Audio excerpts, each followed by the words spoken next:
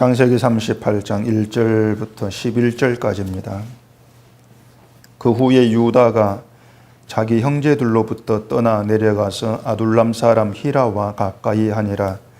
유다가 거기서 가나안 사람 수하라 하는 자의 딸을 보고 그를 데리고 동침하니 그가 임신하여 아들을 낳음에 유다가 그의 이름을 엘이라 하니라.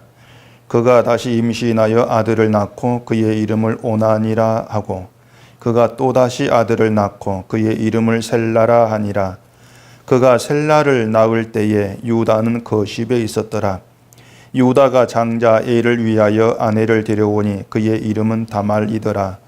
유다의 장자 엘이 여호와가 보시기 약함으로 여호와께서 그를 죽이신지라. 유다가 오난에게 이르되 내 형수에게로 들어가서 남편의 아우된 본분을 행하여 내 형을 위하여 씨가 있게 하라. 오난이 그 씨가 자기 것이 되지 않을 줄 알므로 형수에게 들어갔을 때에 그의 형에게 씨를 주지 아니하려고 땅에 설정하며 그 일이 여호와가 보시기 약함으로 여호와께서 그도 죽이시니 유다가 그의 며느리 다말에게 이르되 수절하고 내 아버지 집에 있어 내 아들 셀라가 장성하기를 기다리라 하니 셀라도 그 형들같이 죽을까 염려함이라. 다말이 가서 그의 아버지 집에 있으니라. 아멘. 기도하겠습니다. 우리가 늘 아버지의 말씀 속에서 우리 하나님의 그 뜻과 또한 그 생각, 그 마음을 볼 수가 있습니다. 비록 희미하게나마 성령의 지휘를 통해서 우리 하나님의 그 뜻이 무엇인가를 늘 깨달아 알아가게 하시옵시고 그 뜻 가운데에서 살아가는 우리의 믿음의 길들이 온전히 생명된 그 진리만 향해 갈 수 있도록 도와주시옵소서. 예수님 이름으로 기도합니다. 아멘. 우리가 성경을 보면은 이런 이야기들이 왜 성경에 기록되어 있을까 이런 생각을 하게 할 만한 내용들이 많이 나옵니다. 오늘 창세기 38장도 이제 그 중에 하나라 할 수가 있는데 38장은 뭐 여러분도 아시는 대로 유다와 그 며느리 다말에 있었던 그런 이야기 내용이거든요. 요셉에 대한 이야기를 하다가 갑자기 유다 이야기가 나오는 것도 이상한데 이 38장의 내용 자체가 지금의 어떤 도덕과 윤리 또 상식으로는 도무지 납득할 수 없고 또 받아들일 수 없는 그런 내용으로 되어 있다는 것이 우리를 또 곤란하게 하는 한 부분이라고 할 수가 있습니다. 그래서 우리가 좀 먼저 생각할 필요가 있는 것이 뭔가 하면은요, 늘 말씀드리지만 성경이라고 하는 것은 우리의 어떤 지금의 도덕이나 상식으로는 이해될 수 없고 판단해서도 안 되고 해석될 수도 없다는 사실입니다. 우리의 어떤 도덕, 상식을 초월해 있는 겁니다.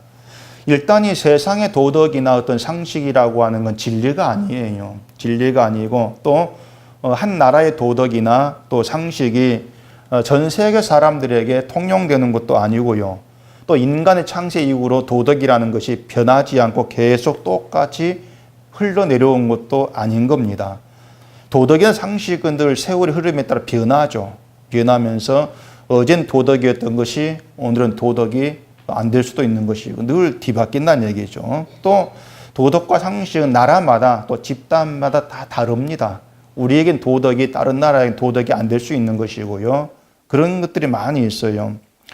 그래서 오늘 본문이 우리에게 참 껄끄럽게 그렇게 여겨지는 것은 유다의 며느리인 다말이 창녀로 변장을 해서 유다와 동침을 했다. 이제 그 부분이 가장 크다고 할 수가 있는데 아프리카의 종족을 보면은요, 자기에게 아주 귀한 손님이 오면은 자기 부인을 그 손님과 동침하게 한다고 합니다. 지금의 우리로서는 전혀 납득될 수 없는 그런 부분인데 그게 그들 종족에겐 도덕이고 예의예요. 그러니까 도덕, 예의, 어떤 그 상식 이러한 것은 그 나라마다 각기 세워지는 것이기 때문에 그걸 가지고 잣대로 삼고 기준 삼아 가지고 성경을 이해하려고 하면은 분명히 막혀버릴 수밖에 없다고 하는 것이죠. 그래서 이처럼 도덕과 상식을 벗어나가지고 이 38장의 내용을 우리가 생각해 봐야 하는데 참 이 도덕과 상식을 벗어나 생각한다 할지라도 이 다말과 유다 이야기가 우리에게 뭘 말해주는지를 좀 알아가는 건 그렇게 쉬운 얘기만은 아니라고 할 수가 있습니다. 먼저 1절에 보면은 유다가 자기 형제들을 이제 떠나거든요. 떠나는데 아마 유다가 그 구덩이에 던져진 요셉을 이제 죽이지 말고 이스마엘 사람들에게 팔자고 제안했던 그런 사람 유다인데 요셉의 목숨만은 살리려고 했던 것이 유다의 생각이었겠죠. 그런데 야곱에게 이제 요셉이 죽었다고 속이고 그 때문에 아버지 야곱이 슬퍼하고 애통하는 걸 보면서 아마 죄책감이 크게 들지 않았겠는가, 그게 형제를 떠난 이유가 되지 않았겠는가, 뭐 그렇게 생각해 볼 수가 있습니다. 어쨌든 유다가 형제들을 떠나서 이제 가나안 지역의 아둘람 그 지역으로 갔죠. 그리고 거기에서 히라라고 하는 가나안 사람과 가까이 하게 되어집니다.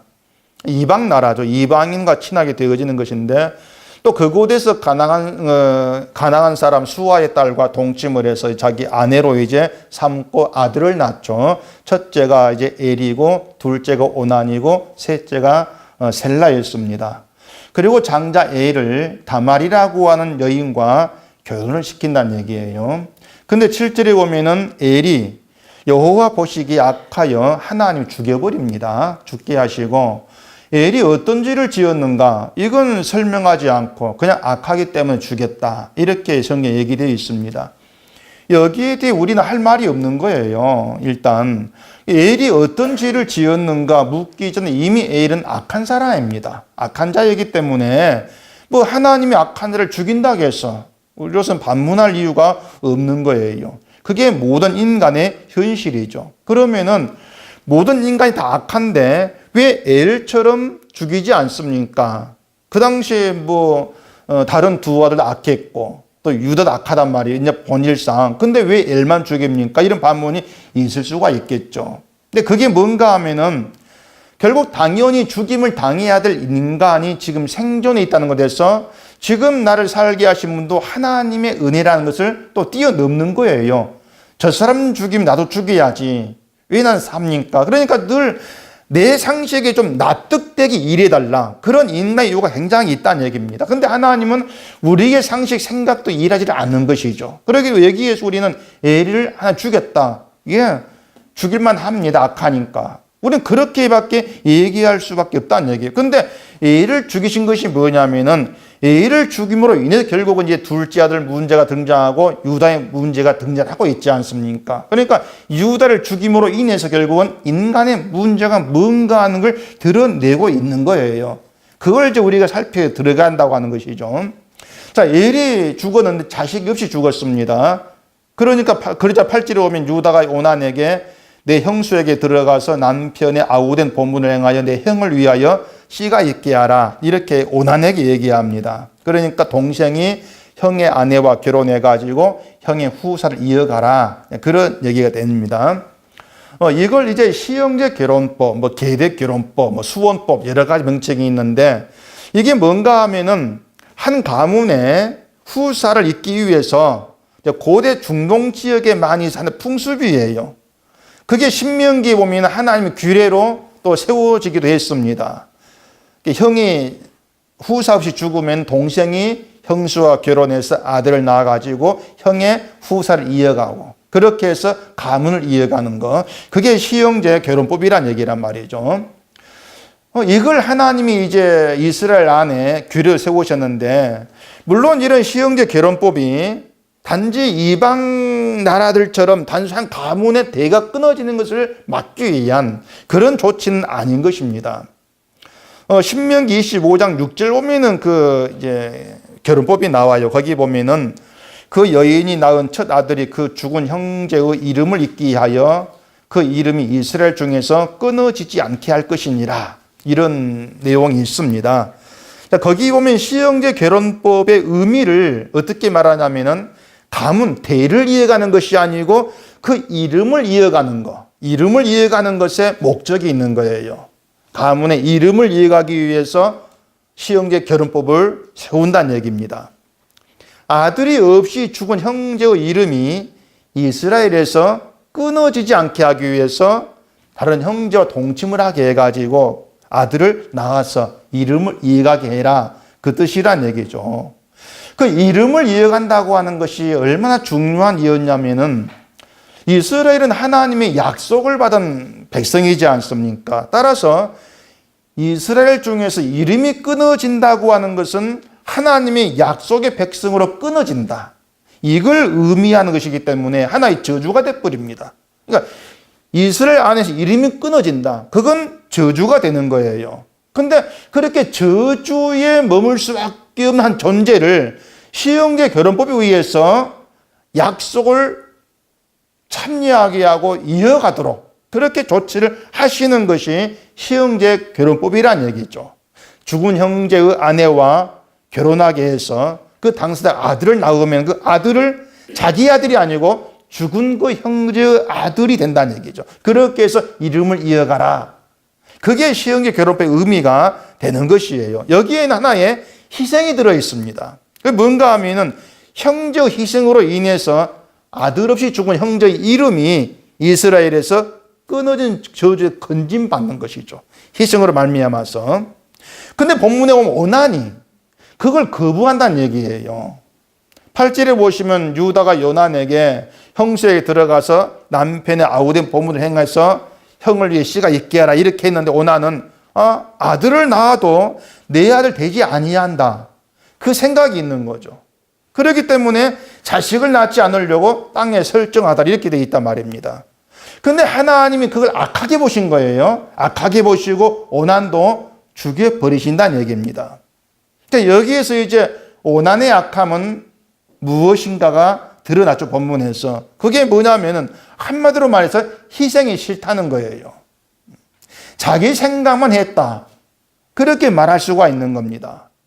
자기로 인해서 형의 이름이 가문에 끊어지지 아니한다. 이건 생각지 아니하고 아들을 낳아도 내 아들이 안 되고 형의 아들이 되네. 그럼 나는 뭐고? 그걸 싫어했다는 얘기입니다. 근데 유다도 또 그런 모습 보인다는 얘기예요. 둘째 아들 오난이 죽었으면 남은 건 이제 셋째 아들 셀라입니다.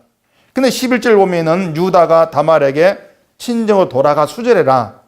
그렇게 하면서 셀라가 장성할 때까지 기다리라고 하죠. 장성하면은 내 남편으로 줄게. 이런 생각이었죠. 근데 유다의 진짜 의도가 뭐였냐면은 아들 둘이 죽어버린 그런 상태에서 셀라도 죽을까 염려해서 다말에게 주지 않으려고 했다는 거예요. 그러니까 유다는 그 엘과 오난이 죽은 이유를 다말 때문이라고 그렇게 생각을 한 겁니다.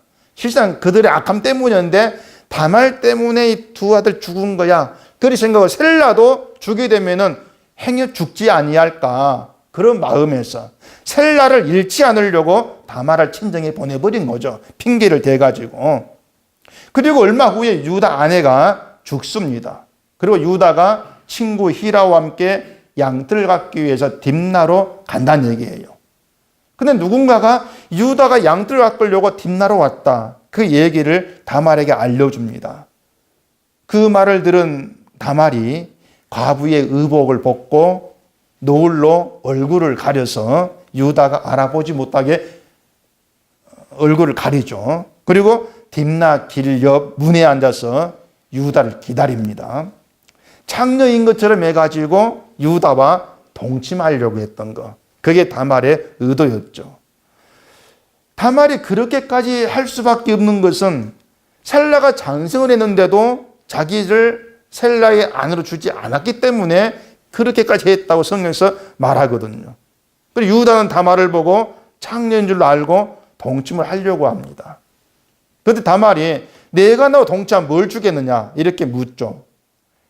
염소 새끼를 줄게 하니까 그런 보증으로 담보물로 당신의 도장과 끈과 지팡이를 달라. 그래서 그 세 가지를 다말이 받아냅니다. 그 동침을 해가지고 다말이 임신을 하죠.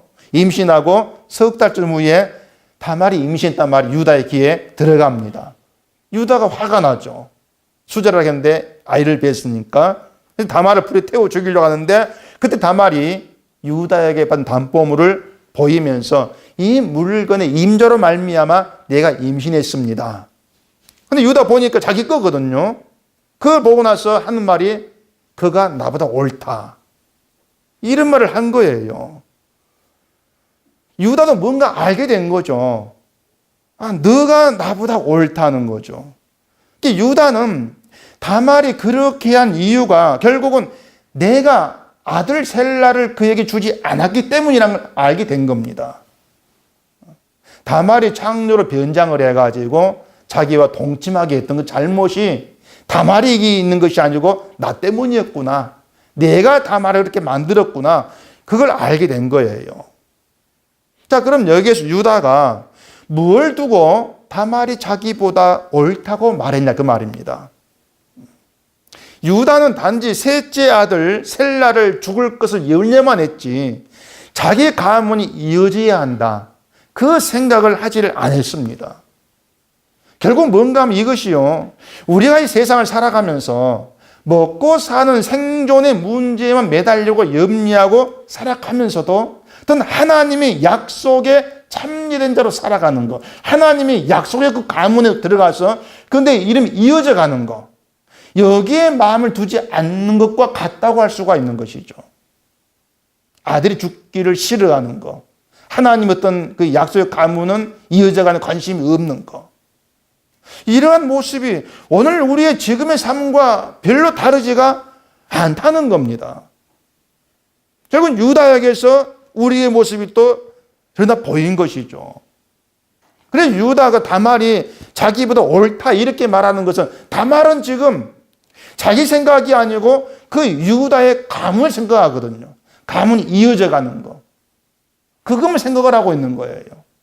그게 유다에게 옳게 보였다는 겁니다.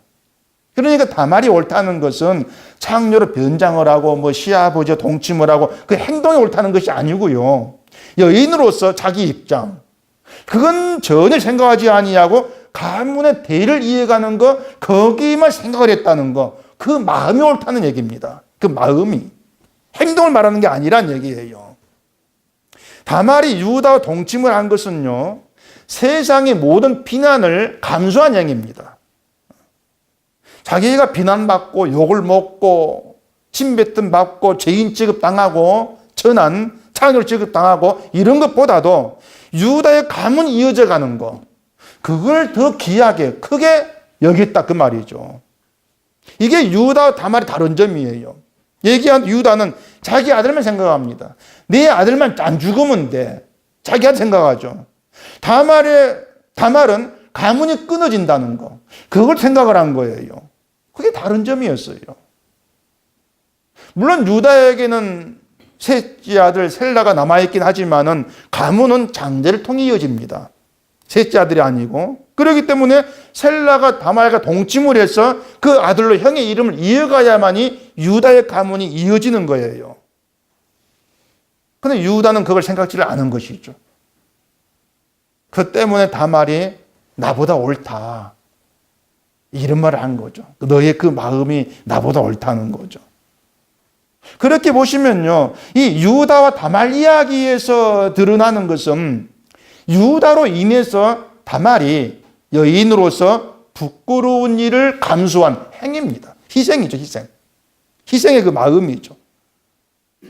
그게 드러나고 있는 거예요. 이런 다말 희생이 의미한 바가 있습니다.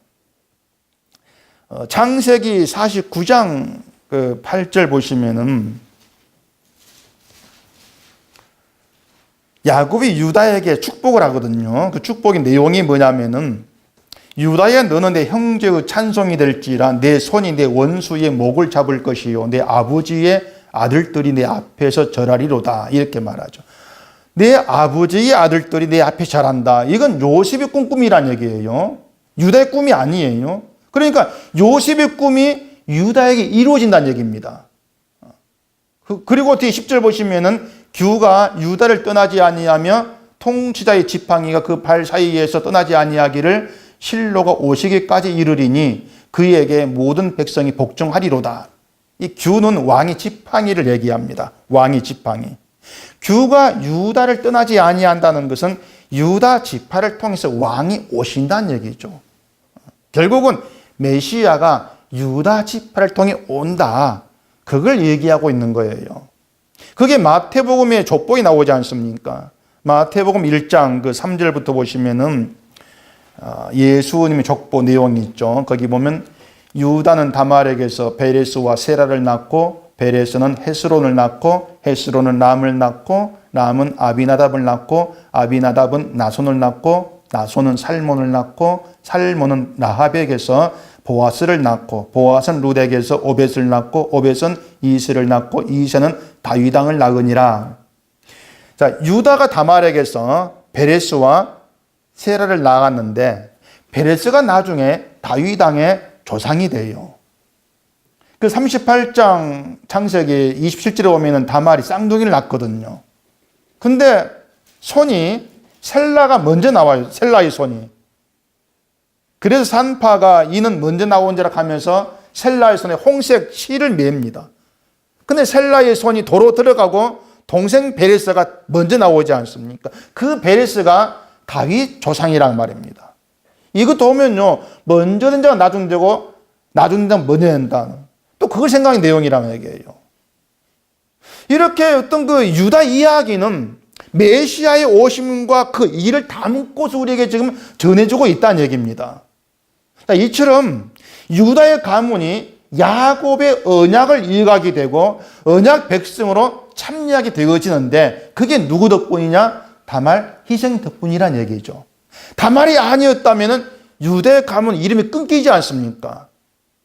다말 희생으로 인해서 유다의 가문이 이어져가고 언약에 참여하게 되어지는 거죠. 그래서 얘기한 대로 이런 이야기가 우리에게 말해주는 것이 다말의 희생이다. 다말의 희생이 있었기 때문에 유다 가문으로 우리 왕이신 메시아가 오시게 되었다는 얘기입니다. 이처럼 유다의 가문은 유다의 어떤 그 은하 행위 아무 상관없이 오로지 다말의 희생을 딛고 보존되어 있는 거예요.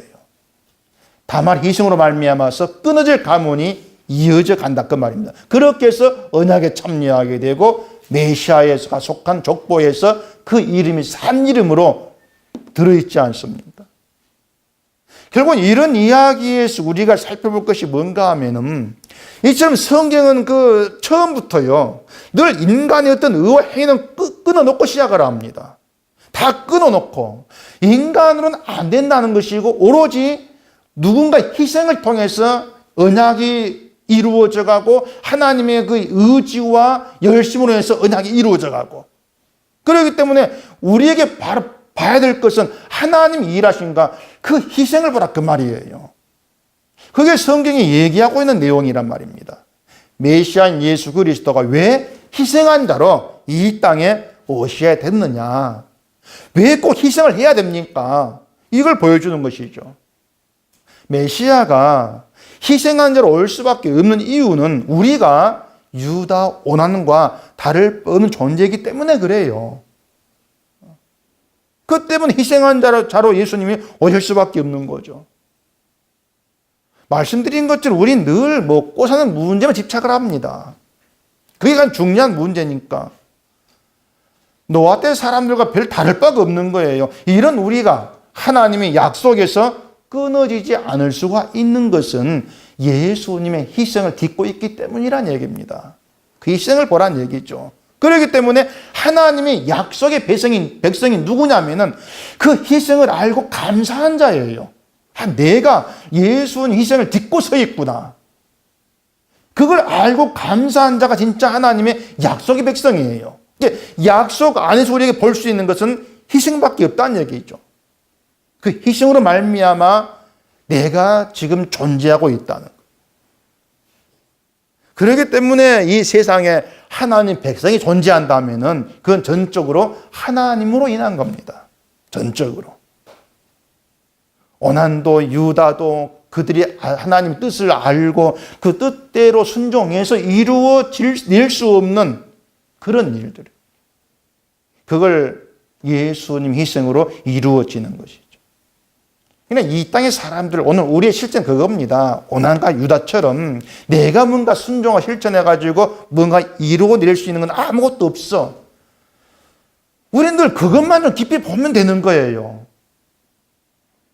그래서 하나님의 뜻을 이루기 오신 분이 예수님이시고 그 예수님이 하나님의 뜻을 이루심으로 인해서 우리가 존재하고 있다는 그 존재성의 눈을 좀 떠야 한다는 얘기입니다.